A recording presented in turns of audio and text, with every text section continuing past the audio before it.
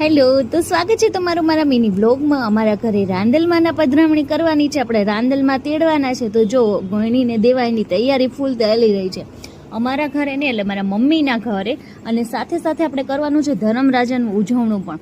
તો જો બધી એની તૈયારી ચાલી રહી છે અત્યારે. અને હા, અહીંયા બેઠા બેઠા આપણે થોડીક પેકિંગ કરી છે, થોડીક લાગવા ગઈ લગાવી છે કે મને બહુ ગમે છે એ હું રાખીશ એમ. અને પછી અમે પહોંચી ગયા હતા મારા ફઈના ઘરે.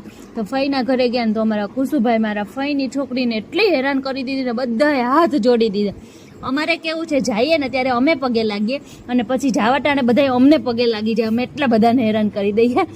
અને પછી લઈ ગયા હતા કુસુભાઈને થોડીક જમ્પિંગ કરાવવા, કેમ કે બહુ તોફાન કરે છે. તો બહાર ઘડીક લઈ ગયા તો એને એટલી મજા આવી ગઈ કે વાત ન પૂછો. અને પછી અમે તેને ઘરે આવી ગયા. બીજો દિવસ થઈ ગયો ને અમારા ઘરે જો નાનીમાં આવી ગયા છે, મમ્મી બધી તૈયારી કરી રહ્યા છે, પછી દાદીમાં, ભાભી, ભાભુ બધા જ મહેમાન આવી ગયા છે.